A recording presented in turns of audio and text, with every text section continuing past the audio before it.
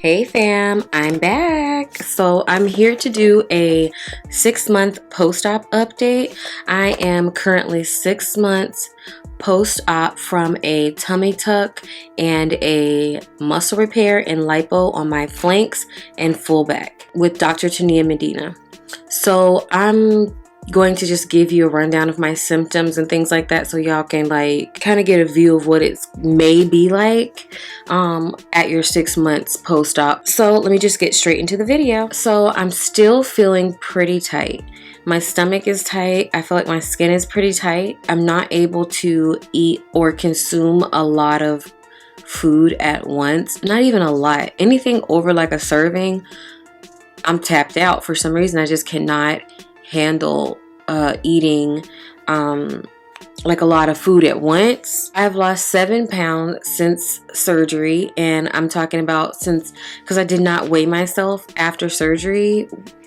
When I got down there, like they didn't do a weight before surgery and a weight after surgery. When I started this journey, when I started right before my surgery, I was 161 or 67 pounds. I cannot remember, and I didn't write it down, but I knew it was like the 160s before surgery. And then after surgery, when I got back home, I weighed myself 3 months post-op, because they recommend that you do not weigh yourself before that 3rd month because of the swelling and the water retention or the fluid retention. They recommend that you do not weigh yourself for the first 3 months. So I weighed it, and let me tell you right now, that month 3, day 1, I was on that freaking scale, okay?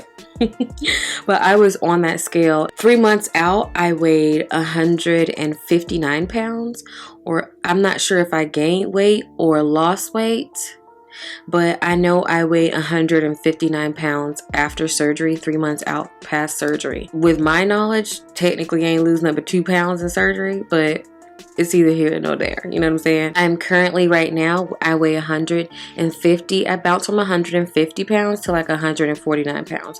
So it kind of just bounces depending on what time of the day I weigh myself. I've been waist training, and I've been waist training for going on 3 weeks now, or 2 weeks now.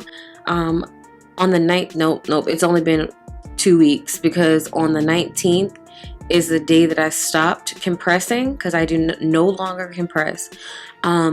I stopped compressing and I started waist training, but I do not wear compressions for the most part of the day.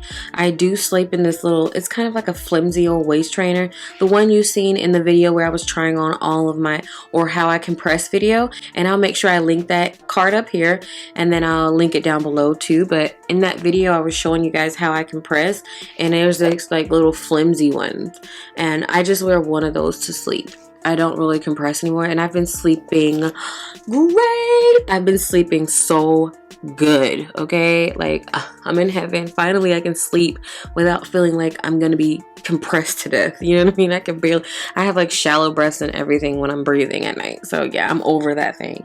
I haven't worn my faja in, it's been about a month since the last time I wore my faja. So let's talk about swelling. I have heard stories about the swell hell, and honestly it's real. Like that first 3 months out, I was swelling like crazy. But what I've been doing is, I've been vegan for 10 months now, and that, I feel like that has like contributed to the reason why I'm not like swelling profusely now. But what I notice is whatever I put into my body is the way my body reacted to the swelling. Like if I had like high salty food or high sodium foods, or if I'm eating like a lot of complex carbs or breads and starches, my body did not like it, and I would swell. Okay, I would swell. I kind of tried to figure out my diet and what my body liked for minimal swelling, and apparently a vegan diet is the best diet for swelling, in my opinion. With swelling, I have very minimal swelling, and I'm not compressing, but I'm also fasting. I'm doing intermittent fasting because I'm trying to get that last like 15 pounds off of me, okay? So I've been doing like intermittent fasting, and I'm on a 20-to-4 ratio, which means I'm fasting for 20 hours a day and I eat for 4 hours a day. I'm not sitting and constantly eating for 4 hours, but eating for 4 hours a day. Like, I can snack on whatever I want. I'll have my main meal, and then I'll have like grapes or something. I only eat within those 4 hours. And I feel like that's also helping with my swelling. Exercise. So I've been exercising quite a bit. I go to the gym 3 to 5 times a week, depending on my mood, because sometimes I just be in a funk and don't want to do nothing. Hence to why I hadn't posted nothing in like a week. Plus, this month is like infant breast cancer month, but it's also pregnancy and infant loss awareness month, and I've kind of been in a little rut, like kind of been a little bit sad because of my daughter. So I haven't been exercising the way that I should be, but for the most part I am exercising 3 to 5 days a week. I'm also at home because I'm trying to shrink the size of my arm, which is working. It's barely jiggling now. But it's working, and I'm trying to shrink the sizes of my arms. So I do bare minimum when it comes to my arms, but I do work out this part of my arm, and I use like a 5-pound dumbbell, and I'll just sit in bed or sitting on the couch or something as I'm watching something on TV, and I'll just hold my arm out like this. I'll go up and down like this. I'll put it behind me and put it up like this, just to work out this part of my arm. So I'm doing planks easily now. I'm also very active in yoga. I feel like it helps stretch out your muscles, but you have to make sure you're not pushing yourself. I just go to the gym for cardio. That's my main thing. Cardio and light weightlifting and floor. I also have been doing crunches and things like that. Like, I'm scared to do them that often, so I do like maybe 10 at a time. I'll do like 3 sets, but 10 at a time, and I'll like take a break some in between each set and do something else at the gym. Like, I'm just scared.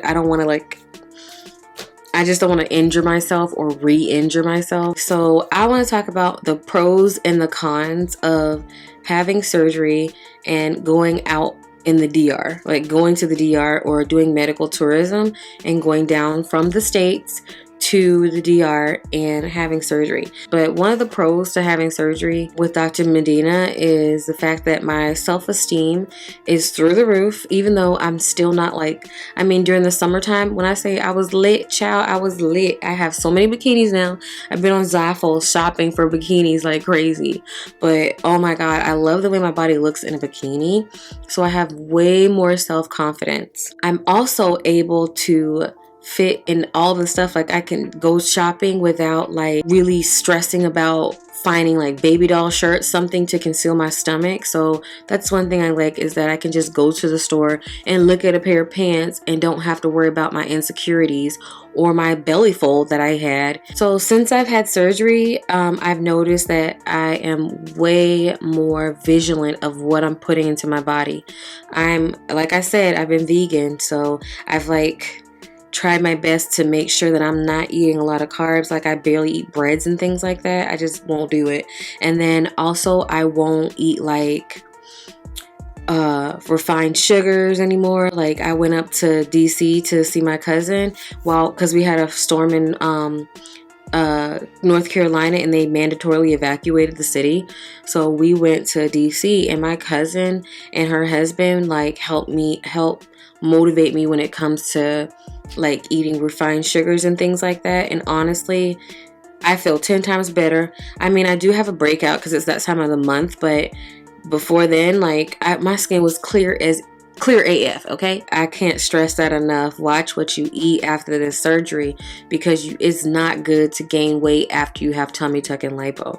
You're gonna be looking weird. I'm not sure if you're gonna have fat pockets where it'll look lumpy and things like that. So that's one of the pros, is that I was more confident in what I put, and I watch what I put in my mouth and also my children. Another pro is that I have way more energy.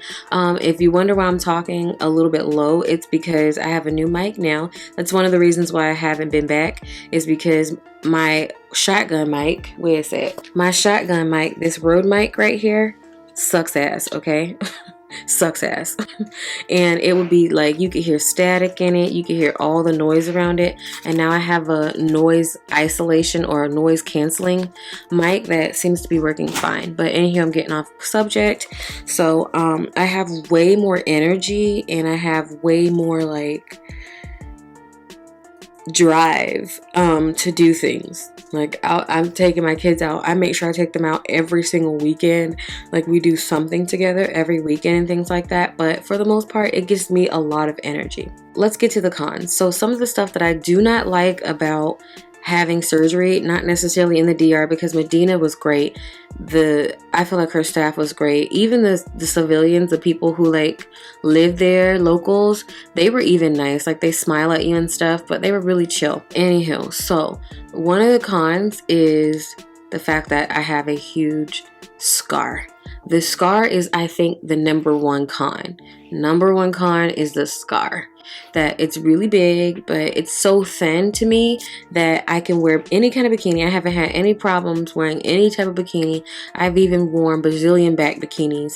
And when I say that the scar is completely covered and it looks good where I'm kind of covering it up, because sometimes it'll look weird when you cover up that low and your hips start a little bit higher. I don't know.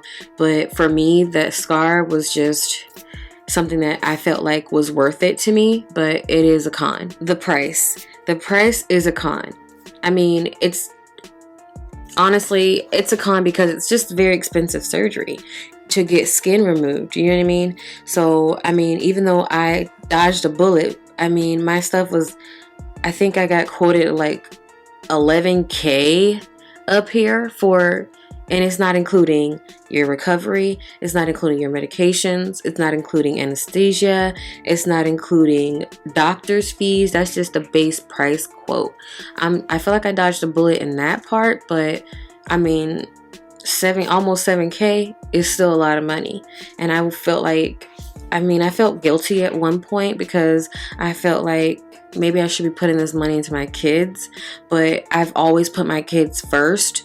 So I feel like this was for me, but it still was a con because it was pretty pricey. The pain was a con to me because it was, when I skipped the meds, Lord Jesus, when I skipped the meds, I thought that my world was over. Like I thought I was gonna die because it's extremely painful. Warning, there's going to be pain. The recovery, the pain burst, those pain bursts, random back pain bursts where you get a sharp pain that's like a 10 out of 10 and then it goes away by the time you inhale, it's gone. But those pains is just gonna be a con because I'm not gonna lie to you, that shit hurt. Okay, so those are my cons, and I'm gonna get up and show you guys my scar. Dun, dun, dun.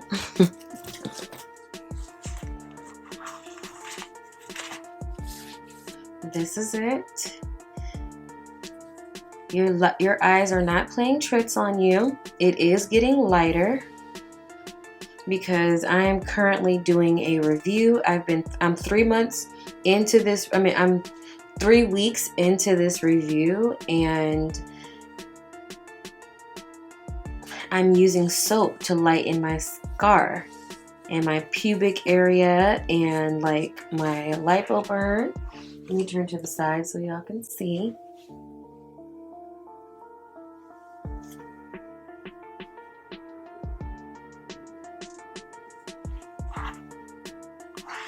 Let me give you another view.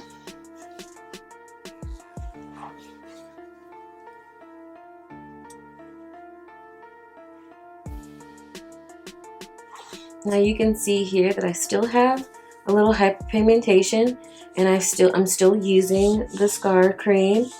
The scar soap. And I have like indents and things like that from the little compression that I was using. Well, it's not really compression, it's more of a waist trainer, but I have a little bit of dark spots. And then here I do have a little bit of stretch marks, but I don't care about that. I don't care about that. Okay, and this is it. Surprise. So I'm going to do a quick Q&A because I received a lot of questions online and I have not replied to them for the reason because I'm going to do a Q&A now, a random Q&A in this end of the video. So treats to you. Here's your Christmas treat, early Christmas presents. Woo! So one thing I want to say and stress before I start this Q&A is that most of the stuff that I'm being asked, I've already answered. I personally answered your comments also. Another thing that I recommend that you do is you go to my playlist, which I will list in the, I'm not sure which side, but I'll list in a card, and I'll also list it in the description bar. My description bar is very detailed, okay? Medina's contacts will be there. My social media will be there. And basically anything that I talk about in that video will be in the description bar, but you need to make sure that I'm stressing that you read it. Another good resource is the comments. I do not, like, if you guys start conversing back and forth, that's a great way to find a surgery buddy, first of all. But second of all is when you converse back and forth and then you read through the comments, most of your questions that you ask me will be in the comments or in the description bar.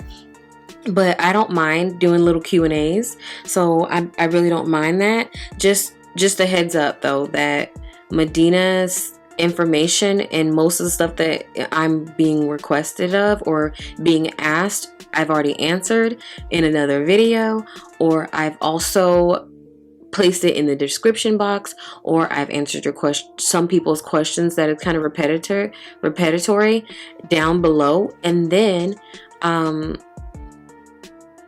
the comments, like back and forth comments, are another way to find your answers. So let's get into the Q&A. If I look down, I'm looking at my phone. I am not speaking from a medical professional standpoint. I'm only speaking in my experience. Okay, let's start with Slay Sadie. Okay, she just asked, what was my surgery experience like? What was the actual surgery experience itself? For me, the surgery was a black hole. Honestly, I have no clue. I just remember once hearing like maybe one of her assistants talking close to me, and then I also remember I didn't wake up at all. So that's a good thing. I hear for some reason some people wake up during surgery. That would mortify me, okay? I'm so happy that I didn't wake up, but I did discontinue anything that causes drowsiness or sleepiness. I discontinued those meds 3 months prior to the surgery to make sure that my immune system was, well, my tolerance to like drowsiness inducing medication and things like that, I made sure that I just didn't have any of it in my system, so to make sure that I was not gonna wake up. Okay, she's asking, did I go to the DR alone? Yes, I did. My husband was deployed, and but I did have 2 surgery sisters. Okay, I had 2 surgery sisters. And again, if you are looking for a surgery buddy, there's plenty of websites. Also, what's her name? Mind Goals. Mind Goals has a video talking specifically about surgery buddies and surgery sisters. Okay, so you can I'll put a link to her video down below also. Translating apps. Okay, so what app did I use to help me translate? Okay, so I basically understood most of what they were saying, but I understand kind of a Chicano or a Mexican American accent to, but I mean I grew up in Florida, so I was around a lot of Cubans and things like that, so I'm also, I can understand a lot of what they're saying. But I use the Google Translate app, and you can use it, listen to, have them talking to the app by pushing the speaker sign, and then reply to him by pushing the speaker sign, or you could type your question out. But I use the Google Translating app. She wants to know, okay, let me see who's this person. Evans Bland. Okay, so she wants to know what kind of clothing that I take to the DR. I went down there in a pair of tights, a pair of Nikes, and a sweatshirt with a wife beater underneath it. And then I took long dresses that had pockets because I put my drains inside of the pockets. And then I took muumuus. I'm gonna refer you to the video of what I'm taking to the DR, or what I'm packing for the DR, for surgery in the DR. I'll link that down below. Okay, so this person here wants to know in detail how I was put to sleep. Okay, so there's this thing called anesthesia, and I had general anesthesia, which means that they put it through an IV and you go Mimi, okay? You just go Mimi. But some people will wake up. I've heard horror stories where some people will wake up, but for me, for the most part, I just discontinue any like sleeping meds and things like that, and I fell asleep taking the blue pill. So, and I'm gonna have a whole video about blue pills, okay? This freaking blue pill, it had me lit, son. Okay, so the feeling I got from the anesthesia, first of all, they gave me a blue pill. She wants to know, like, did it make me sleepy at first, or did I just knock straight out? But they gave me the blue pill first. That knocked me out, apparently. And then I walked into the OR, and then they told me that they're going to do general anesthetics on me and that I'll be sleeping here soon. And that's the last thing I remember. Honestly, I know it's like kind of blunt and boring, but there was no magic to this story, okay? It was literally 1, 2, and that's it. I just didn't remember anything, and I woke up in a recovery room with a bunch of other dolls. I just remember being sleepy. That's about it. Disclaimer, I'm only speaking for my surgery experience. Like, I'm not talking about anything medical, okay? Follow me on my social media if you're interested. My social media is boop. Okay guys, so that concludes this video. Thanks so much for staying till the end of the video. And if you're interested and you're feeling generous, go ahead and hit that like button. If you enjoyed this video, make sure you remember to subscribe to my channel. I do random ass videos, so I can't tell you when I'm gonna do them. Make sure you turn on your notifications to get any notifications of my posts or my uploads ASAP, you know what I'm saying? ASAP. Remember to hit me up on my social media. I'm always on there. I mean, now that iPhone has this new like app, it's calling me out and I don't like it, okay? I will see you guys on my next surgery video. Talk to you later. Bye.